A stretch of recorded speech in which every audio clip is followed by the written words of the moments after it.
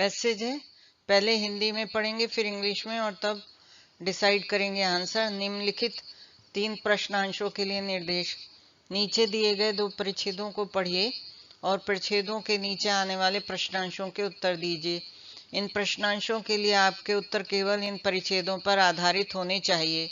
परिच्छेद 1, जब तक बच्चे 8वीं कक्षा में पहुंचते हैं उनमें से अधिकांश 13 वर्ष से 15 वर्ष की आयु सीमा में होते हैं, किंतु हमारे देश में 8वीं कक्षा के सभी बच्चों के लगभग 1/4 को सरल पाठ पढ़ने में कठिनाई होती है और आधे से अधिक बच्चे भाग विभाजन जैसी मूलभूत अंकगणितीय संक्रियाएं अरिथमेटिक ऑपरेशन तथापि नहीं कर पाते हैं।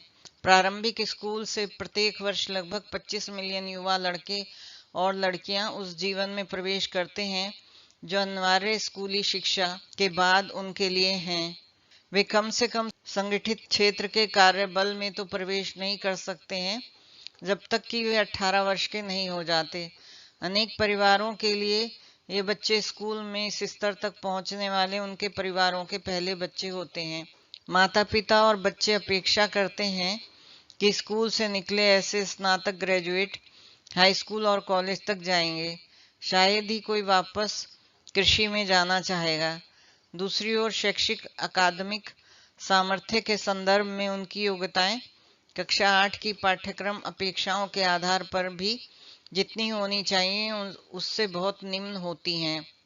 21 उपर्युक्त परिच्छेद के आधार पर निम्नलिखित पूर्व धारणाएं बनाई गई हैं। 1.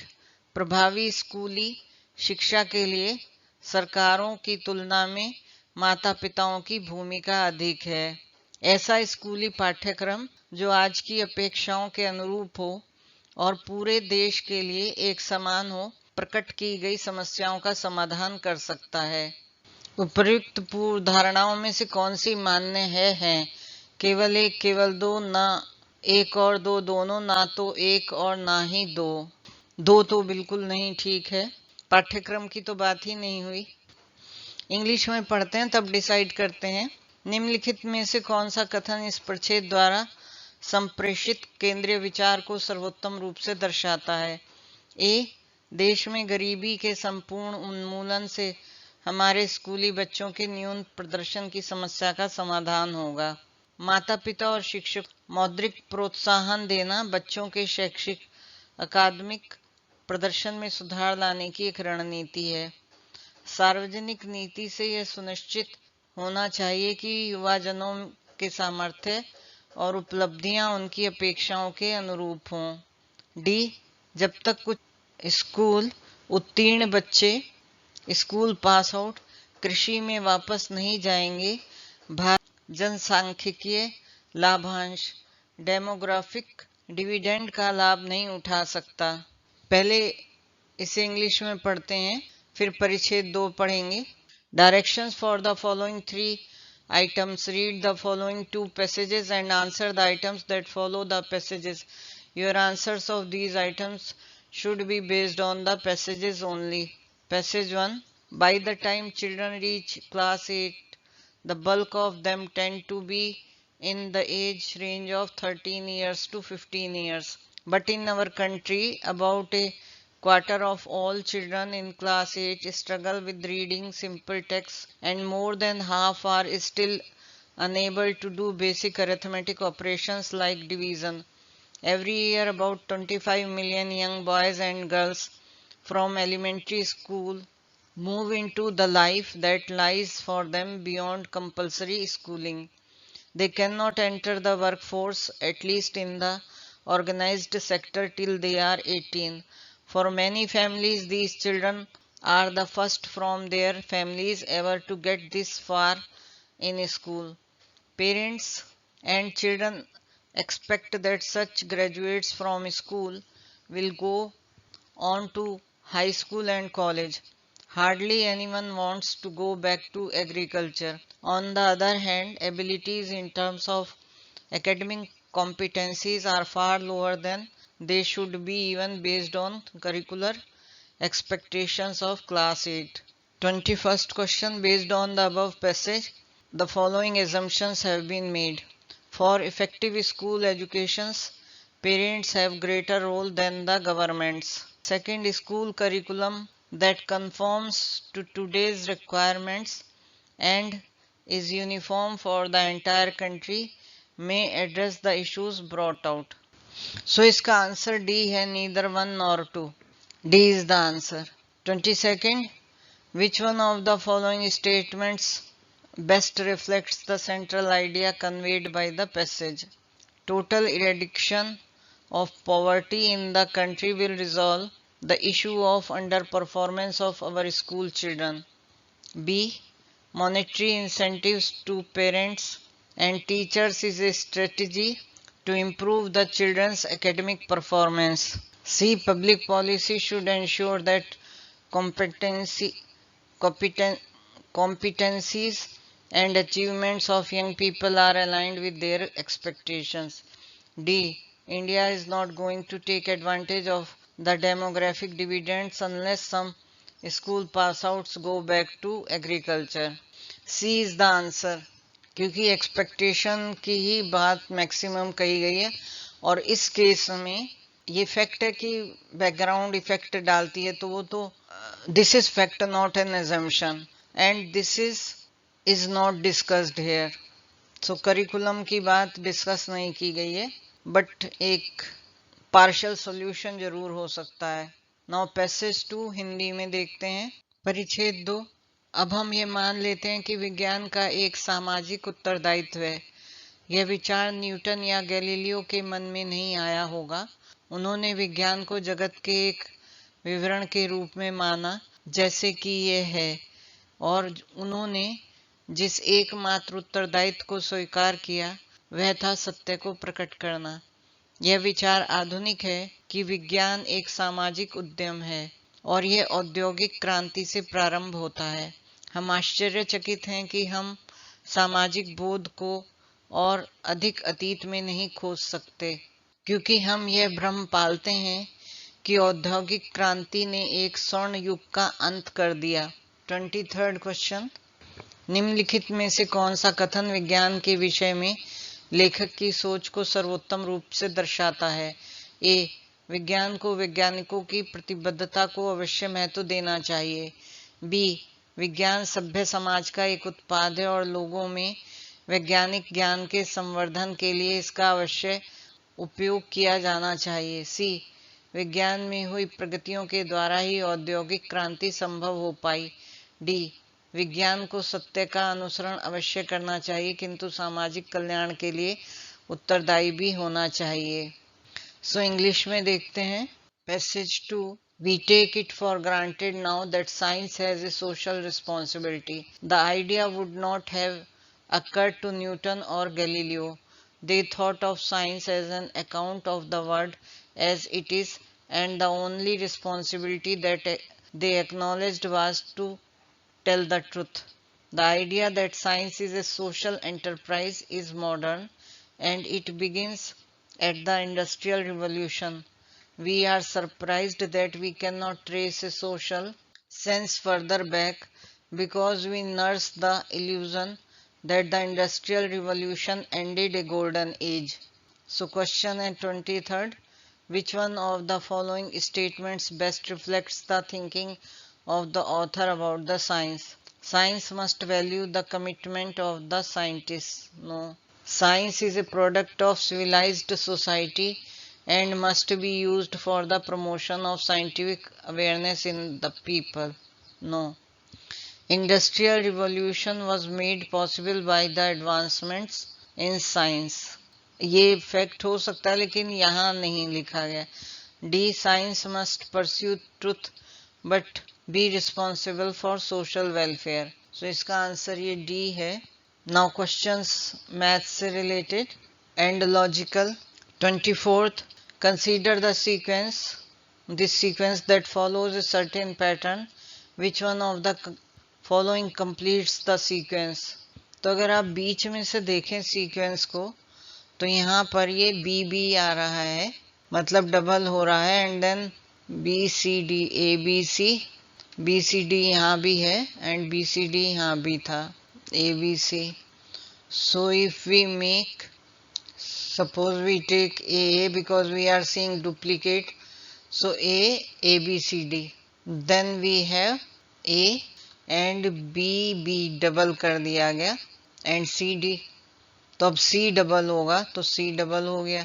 पहले A डबल हुआ, B डबल हुआ, C डबल हो गया. A, B, C, C, D. अब D डबल हो जाएगा. So D. So C is the answer.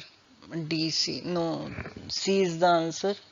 Next is two persons P and Q enter into a business. P puts 14,000 more than Q, but P has invested for 8 months and Q has invested for 10 months. If P's share is 400 rupees more than Q's share, out of the total profit of rupees 2,000, what is the capital contributed by P? So हम यहाँ पर लेंगे कि Q ने X लगाया और P ने X plus 14,000 लगाया एंड इसने लगाया 10 मंथ्स के लिए Q ने और P ने लगाया 8 मंथ्स के लिए. 2000 प्रॉफिट में P का शेयर 400 ज़्यादा है तो 2000 के अगर हम फैक्टर करें तो एक का 800 हो गया और एक का 1200. 400 ज़्यादा है तो ये 2000 हो गए और 400 ज़्यादा है तो P का हो गया 1200 और Q का हो गया 800. सो अगर हम इसे डिवाइड कर दें x into 10 upon x plus 14,000 into 8 is equal to, ये सेम रेशियो में होंगे जो बेनिफिट है. Q को किया, Q का होगा 800 और P का है 1200 तो ये 2 जीरो कैंसिल हुए. 4 से डिवाइड किया एंड 2 से ये 5 हो गया. तो अगर हम इसे सॉल्व करें तो 5x is equal to into 3 means 15x is equal to 8x plus 14,000 into 8. 8x उधर ले गए so 7x is equal to 14,000 into 8. ये हो गया 2,000 into 8. X is 2,000 into 8 means 16,000. X is 16,000. Now value of P contributed, so that is 14,000 more. So answer is A, 30,000. Next is 26th. P's salary is 20% lower than Q's salary, which is 20% lower than R's salary. By how much percent is R's salary more than P's salary? तो यहाँ P की salary 20% lower than Q है तो हम Q की 100 मान लेते हैं और P की 80 हो गई, 20% लेस. एंड Q की salary 20% less lower than the R salary. तो हम यहाँ R की सैलरी से शुरू करते हैं. R की सैलरी से शुरू करते हैं. R की सैलरी 100 है और Q की उसकी 20% लेस है तो 80 हो गई. अब इसका 20% लेस है वो P की है तो 100 का 20 एंड 80 का 20 कितना हुआ 20%. 20 अपॉन 100 इंटू 80 तो 16 हो गया. 16 रुपीज सब्ट्रैक्ट करेंगे तो ये आ जाएगी 64 रुपये हो गई P की सैलरी. अब हमें निकालना है by how much percent is R salary more than P salary. तो ये 100 माइनस 64 हुआ 36. तो 64 में 36 है तो 100 में कितना हुआ 64 में 36 है अधिक R salary more than P तो आर की सैलरी 36 मोर है than P salary which is 64. तो 100 में हुआ ये 36 अपॉन 64 इंटू 100. ये आंसर होगा 36 अपॉन 64 इंटू 100. तो इसे अगर हम सॉल्व करें दिस कम्स 4 से हम डिवाइड कर सकते हैं. This is 9 and this is 1 and 6. 900 upon 16. So 900 upon 16 is 450 upon 8. So 5 times, 6 times. So this comes 56 point this value 25. B is the answer. Next is 27. A number is mistakenly divided by 4 instead of multiplying by 4. What is the percentage change in the result due to this mistake? तो मान लीजिए number 100 है. 100 को हमने 4 से multiply किया तो 400 हो गया और 4 से डिवाइड कर दिया 100 को तो 25 आ गया, तो डिफरेंस हो गया 375। तो जो परसेंटेज चेंज है, percentage change will be 370 upon 400 जो कि एक्चुअल था इंटू 100। मतलब ये है 400 minus 25 that is 375 upon 400 into 100, and this comes 375 by 4 which is 93.75. So answer is D. 28th, in an examination 80% of students passed in English, 70% of students passed in Hindi and 15 failed in both the subjects. What is the percentage of students who failed in only one subject? तो यहाँ तो ये बिल्कुल clear question में दिया है कि ये 80 पास हुए और 15 दोनों में फेल हो गए। 80 तो प्लस 15 मीन्स 5% हो गया जो इंग्लिश में फेल हुए। कुछ करना नहीं है आपको, जस्ट एडिशन सब्ट्रैक्शन। दूसरे में 70% पास हुए और 15 फेल हो गए इन बोथ द सब्जेक्ट्स। तो बाकी जो वन सब्जेक्ट में हुए 15% बचे। 70 प्लस 15 इज 85%।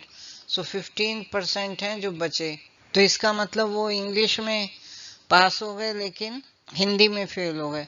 तो कुल मिला के 15 प्लस 5 20%। So answer is B. Next is a father said to his son any years back I was as old as you are now.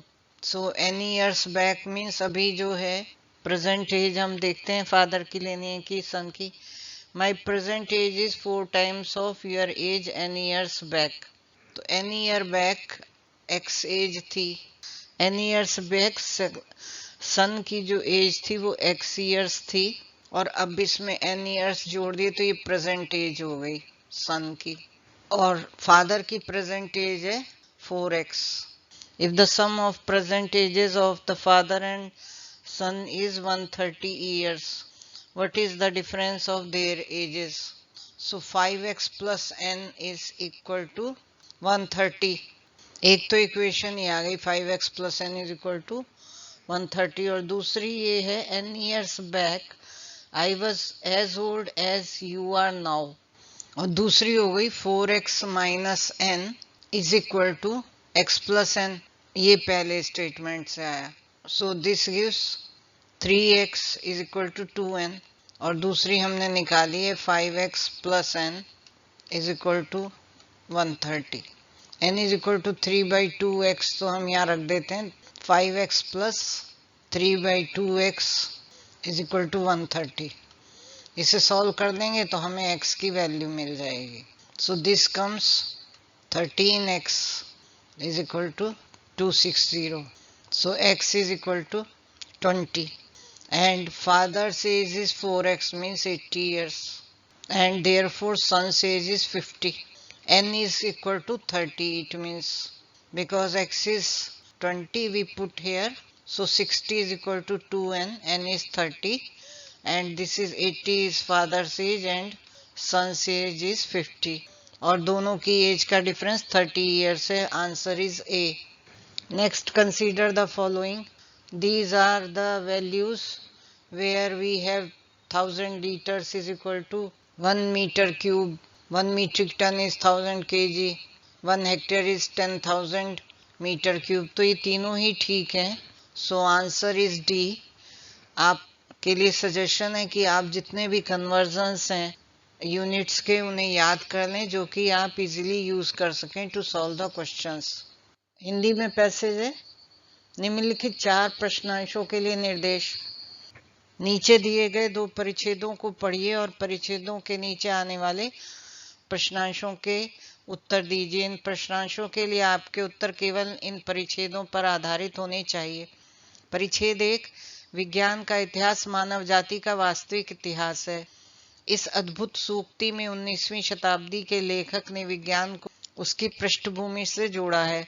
अधिकतर सूक्तियों की तरह इसकी शक्ति विषमता के द्वारा सत्य के एक पहलू पर बल देने में निहित है, जिसे सुगमता से अनदेखा किया जा सकता है.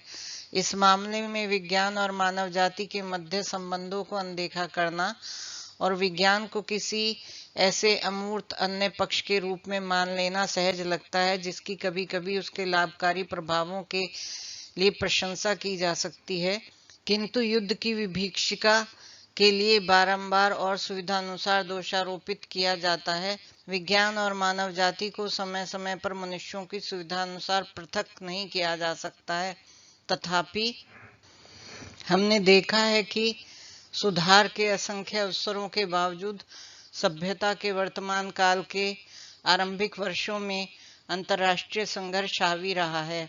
क्या यह विज्ञान की प्रगति का अपरिहार्य परिणाम है या त्रुटि कहीं और है?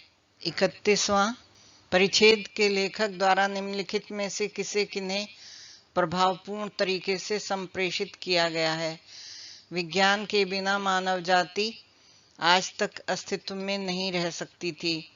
2. यह विज्ञान ही है जो अंततः मानव जाति की नियति को निर्धारित करेगा। नीचे दिए गए कूट का प्रयोग कर सही उत्तर चुनिए।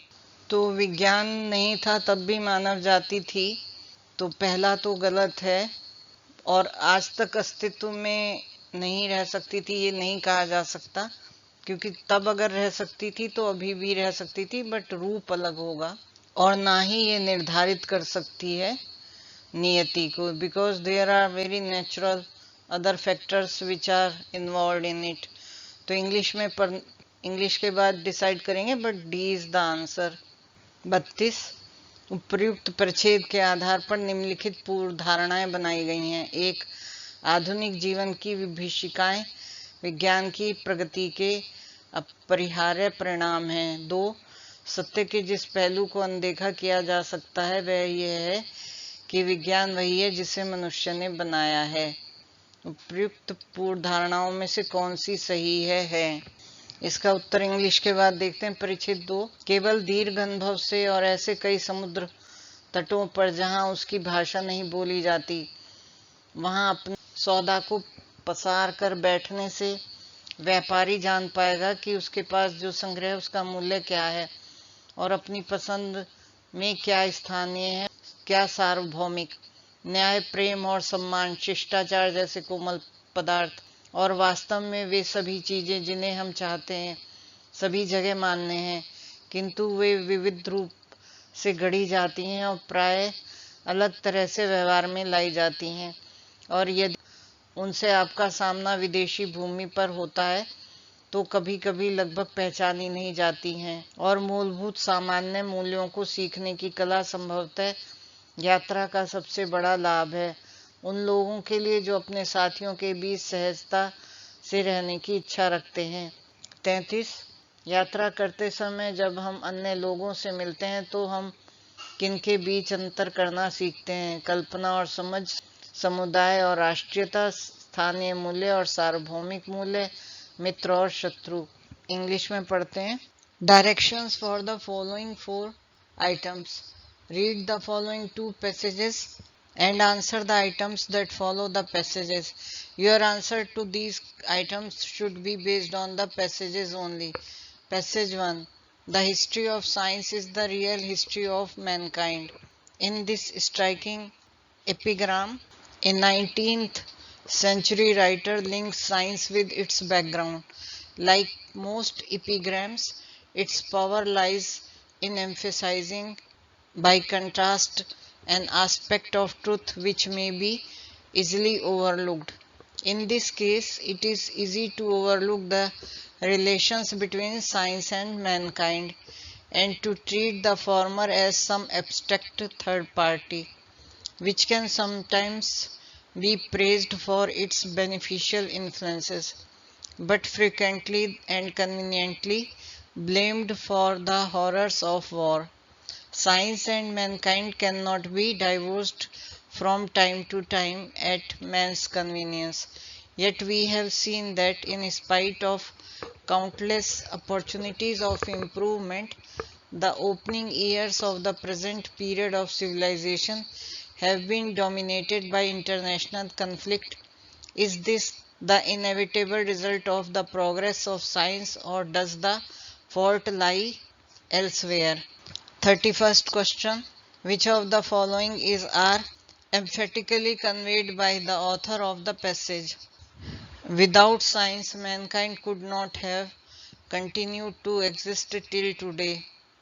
It is the science that will ultimately determine the destiny of mankind. जैसे कहा कि ये दोनों ही ठीक नहीं है, क्योंकि साइंस से पहले भी मैनकाइंड थे and they were existing, though the form may have been not that developed, it was not developed, and the science cannot decide the destiny because there are many other factors, mainly climate and nature, and other factors also man-made as well as natural. So D is the answer, neither one nor two. 32. Based on the above passage, the following assumptions have been made. The horrors of the modern life are the inevitable result of the progress of science.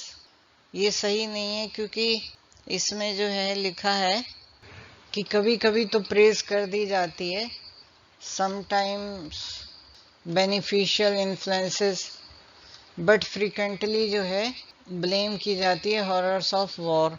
तो जो ये statement है जो लिखा है number 1, the horrors of modern life are the inevitable result of the progress, ये ठीक नहीं है. इसमें ये अजम्पशन नहीं माना गया. The aspect of truth likely to be overlooked is that science is what man has made it.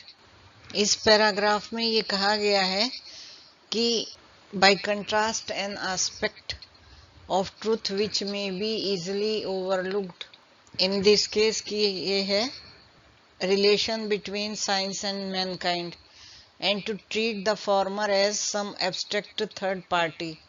और साइंस अलग चीज है और मैनकाइंड अलग है. सो ये मेंशन किया गया है यहाँ, इसको एज्यूम नहीं किया गया है. It is being said that इन सूक्तियों में है, लेकिन ये पूर्व धारणा नहीं बनाई गई है. So the answer will be neither one nor two. D is the answer. ये यहाँ कहा गया है कि ये अनदेखा किया जा सकता है, बट assumption नहीं, सूक्तियां कह रही हैं. The epigrams are telling this, so it is not an assumption here. क्योंकि ये assumption नहीं है, ये epigram कह रहे हैं. So it is being explained that this is the situation which has been mentioned in सूक्तियों में कही गई है. तो आंसर इज डी. बी में है कि वो assume कर रहा है, assumption नहीं है. Passage 2. Only with long experience and opening of his wares on many a beach where his language is not spoken will the merchant come to know the worth of what he carries, and parochial and what is universal in his choice. Such delicate goods as justice, love and honor, courtesy and indeed all the things we care for are valid everywhere, but they are variously molded and often differently handled and sometimes nearly unrecognizable. If you meet them in a foreign land, and the art of learning fundamental common values is perhaps the greatest gain of travel to those who wish to live at ease among their fellows. When we meet other people while we travel, we learn to differentiate between imagination and understanding. B. Communities and nationalities. C. Local values and universal values. D. Friends and foes. So इसका answer तो C है, क्योंकि जो honour है, love है, justice है, वो सब जगह सेम है, लेकिन लोकल उसे दूसरी तरह से डिफरेंटली हैंडल करते हैं. सो हैंडलिंग डिफरेंट है, बट थिंग्स आर सेम जिनके लिए हम केयर करते हैं. Justice, love and honour. तो हम लोकल एंड यूनिवर्सल वैल्यूज को कैसे हैंडल करते हैं ये समझते हैं. Next is 34. उपर्युक्त परिच्छेद के संदर्भ में निम्नलिखित पूर्व धारणाएं बनाई गई हैं. 1. यात्रा से मनुष्यों की समझ विकसित होती है. 2. यात्रा से उनको सहायता मिलती है जो मूलभूत सामान्य मूल्यों को सीखना चाहते हैं. 3. एक व्यक्ति जिसे यात्रा का दीर्घ अनुभव है वह लोगों के मध्य मतभेदों को सुलझा सकता है. इंग्लिश में देखते हैं। With reference to the above passage, the following assumptions have been made. Travel leads to an understanding of humans. Travel helps those who wish to learn fundamental common values. Third है, a person with long experience in travel can resolve differences amongst people. Which of the assumptions given above are valid? The art of learning fundamental common values is perhaps the greatest gain of travel to those who wish to live at ease among their fellows. So ये benefit बताया गया है। तो इसका answer होगा A1 and 2 कि travel leads to understanding of humans, क्योंकि उन्हें पता चल जाता है कि कौन सी चीज़ की वैल्यू है, कौन सी यूनिवर्सल वैल्यू है, कौन सी पैरोकियल है और कौन सी यूनिवर्सल है और डिफरेंटली हैंडल किए जाते हैं। तो they know and they know fundamental common values also. So differences, fundamental common values भी वो सीख जाते हैं। तो 1 and 2, लेकिन वो लोगों के बीच में डिफरेंसेस सॉल्व करते हैं ऐसा नहीं है। सो 1 and 3 is not, so this is the answer. Now next is 35. Let x be a 2-digit number and y be another 2-digit number formed by interchanging the digits of x. If x plus y is the greatest 2-digit number, then what is the number of possible values of x? So x plus y is 99. So 99 के कितने combination बन सकते हैं, मतलब x plus y ऐसे number होने चाहिए। x भी 2 डिजिट है और y भी 2 डिजिट है और वो आपस में रिवर्स भी हो रहे हैं। सो 7 2 अगर हम लें तो 9 आता है एंड 2 7 हो गया, ऑफ कोर्स 5 4 हो गया, 1 8 हो गया, रिवर्स इनके होंगे ही, 3 6 हो गया। तो अगर हम चलें 1 8 2 7 3 6 4 4 से 9 आएगा, 4 5 एंड 5 4, फिर 6 3 रिपीट होने लगेगा। तो इससे अगर हम नंबर बनाएं तो 72 एंड 27 इनको अगर हम जोड़ते हैं तो 99, 54 एंड 45 इन्हें ऐड करते हैं तो 99, 18 एंड 81 एंड 36 63। तो ये 4 हुए। So answer is B. Consider the following. Weight of 6 boys is equal to weight of 7 girls is equal to weight of 3 men is equal to weight of 4 women. So if the average weight of the women is 63 kg, what is the average weight of the boys? So it is saying 6 boys का weight is equal to 7 girls का weight, 7 girls is equal to 3 men is equal to 4 women, and then we have 63 of women. So 4 into 63,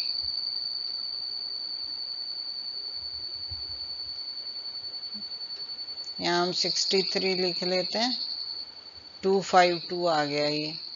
अब वो पूछ रहा है boys का, तो 6 boys का है तो 6 से डिवाइड करेंगे, एक बॉय का आ जाएगा। 6 से 252 को डिवाइड कर देते हैं तो 42 आ गया। सो बी इज द आंसर। तो हम यहाँ पर नंबर लिखना शुरू करते हैं। x एंड y 2 डिजिट के हैं, तो x प्लस वाई जो है 99 आ जाए।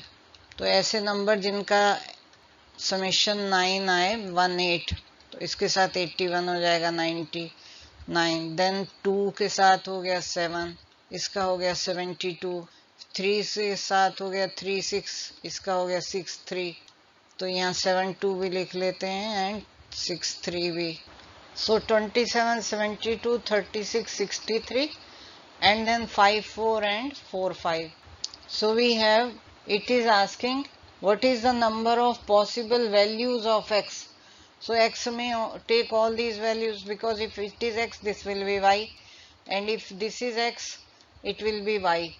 So 8 values are there. Answer is D. Consider the following. weight of 6 boys is equal to weight of 7 girls is equal to weight of 3 men is equal to weight of 4 women. If the average weight of the women is 63 kg, then what is the average weight of the boys?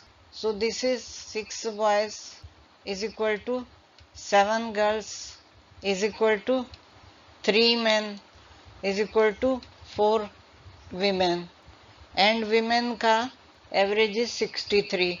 So यहाँ 4 into 63. So this gives 252. So boy का निकालना है, तो boy का होगा 252 by 6. 252 by 6 is the average weight of boy. So this comes 4 and 2, 42 kg. So answer is B.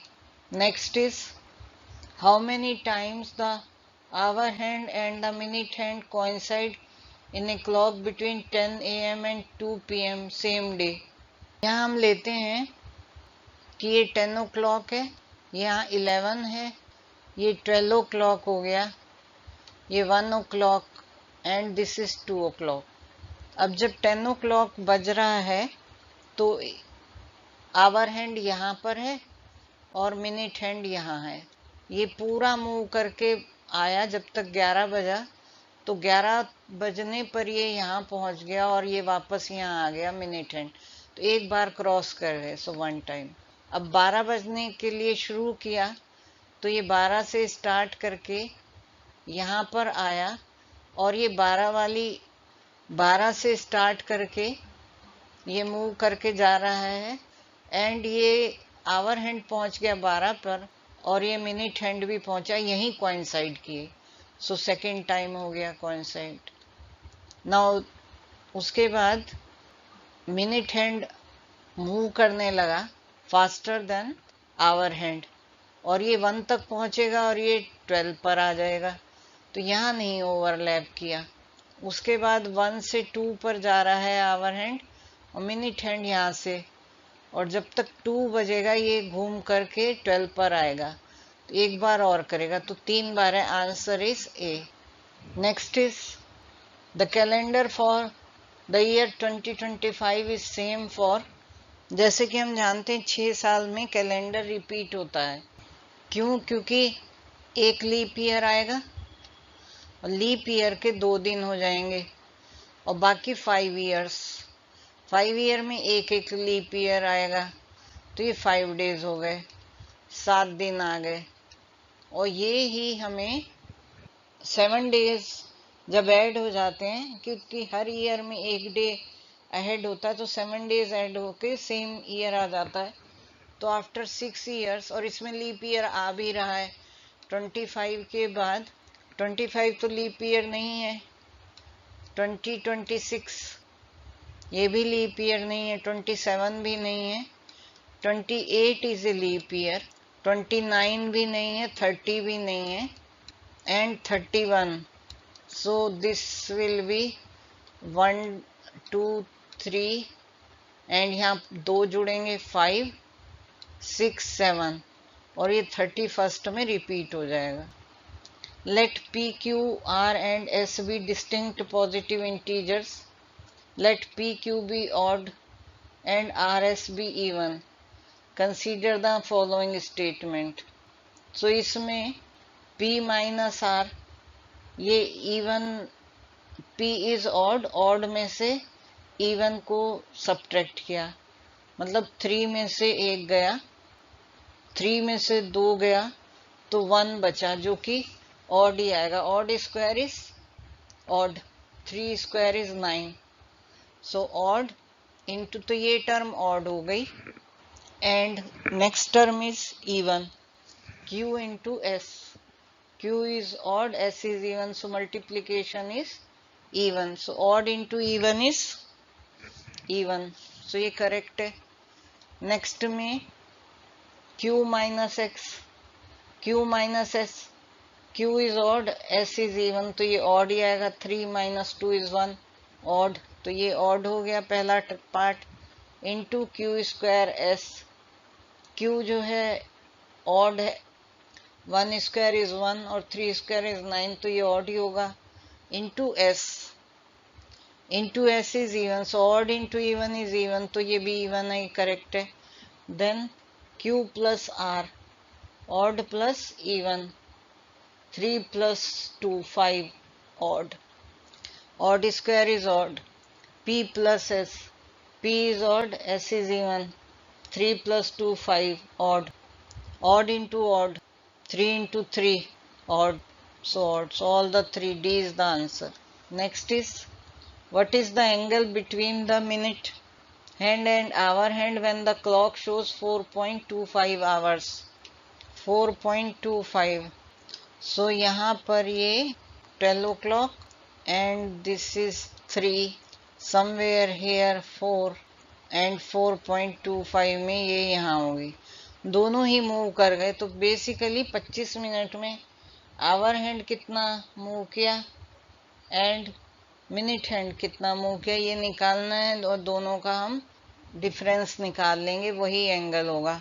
तो 25 minutes में minute hand move करेगा, तो हम देखते हैं कि 4 o'clock पे ये 3 o'clock है, तो आवर हैंड जो है ये 90 डिग्री है और ये 30 डिग्री है, तो 120 डिग्री तो ये घूमा हुआ है, जो कि आवर हैंड है। अब 25 मिनट में, 1 मिनट में आधा डिग्री चलता है, तो 25 मिनट में 12.5 डिग्री और चलेगा आवर हैंड, तो ये हो जाएगा 132.5, 132.5, ये आवर हैंड की पोजीशन है।